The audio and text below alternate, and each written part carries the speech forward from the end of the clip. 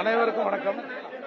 இன்றைக்கு சாதாரணமா ஜெகன்மூர்த்தி அவர்களை ஒரு சம்மன் கொடுத்து விசாரணைக்கு வா என்று சொன்னால், நாங்கள் இந்திய சட்டத்தை மதிக்கிற குடிமகன். நீங்க சம்மன் கொடுத்தீங்கன்னா விசாரணைக்கு அவர் வந்திருப்பார். ஒன்னும் விசாரணைக்கு அப்பாற்பட்டவங்க யாரும் இல்ல, அதை நாங்க ஒத்துக்கிறோம். அம்பேத்கரின் பிள்ளைகள் நாங்க ஒத்துக்கிறோம்.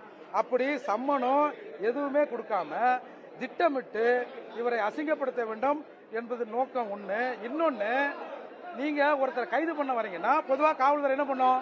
விடியற் காலை வரும். ஏன் இன்றைக்கு 2 மணிக்கு வந்தீங்க? அப்போ ஆளுகின்ற திமுக அரசு இன்றைக்கு ஒரு பேரணி நடக்கிறது.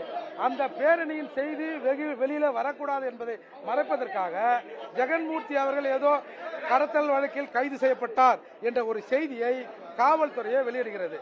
இன்னொன்று, தமிழக காவல்துறையில் உள்ள அதிகாரிகளில் யார் உயர் பதவிக்கு வர வேண்டும் என்று ஒரு சர்ச்சை நிலவிக் கொண்டிருக்கிறது.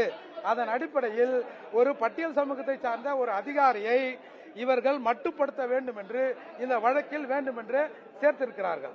நீங்க ஒரு ரீசனபிளா ஒரு சம்மனை கொடுத்தீங்கன்னா வந்திருக்க போறோம். இதுல என்ன இருக்குது? இப்போ ஊடகத்திற்கு ஜெகன்மூர்த்தி கடத்தலில் ஈடுபட்டார் என்ற செய்தியை கொடுத்தது யார்? யார் கொடுத்திருப்பீங்க? ஊடகத்துக்கு காவல்துறை தானே கொடுத்திருக்கோம். அப்போ இது திட்டமிட்டு நீங்க செய்யறது தானே. நீங்க விசாரணை கூப்பிட்டா நாங்க வரப்போறோம். எதுக்கு இவ்வளவு பேரை கூப்பிட்டு வந்து ரோடு எல்லாத்தையும் பிளாக் பண்ணி என்னவோ பெரிய ஒரு நக்சலைட்டை தேடி இங்க பிடிக்கிற மாதிரி ஏன் பிடிக்க வரீங்க? அப்போ நீங்க ஏதோ ஒரு செய்தியை மறைப்பதற்கு ஏதோ ஒரு செய்தியை பூஸ்ட் பண்றீங்க. அதற்கு புரட்சி பாரதியின் தலைவர் எங்கள் அருமை அண்ணன் பூவை ஜெகன்மூர்த்தியார் மட்டும்தான் கிடைச்சாரா? அப்போ ஒரு சமூகத்தின் ஒரு செய்தியை மறைப்பதற்கு அந்த சமூகத்தில் இருக்கிற இன்னொரு நபரை நீங்கள் பலிகடாக மாற்றுகிறீர்கள். இது வன்மையாக கண்டிக்கத்தக்கது.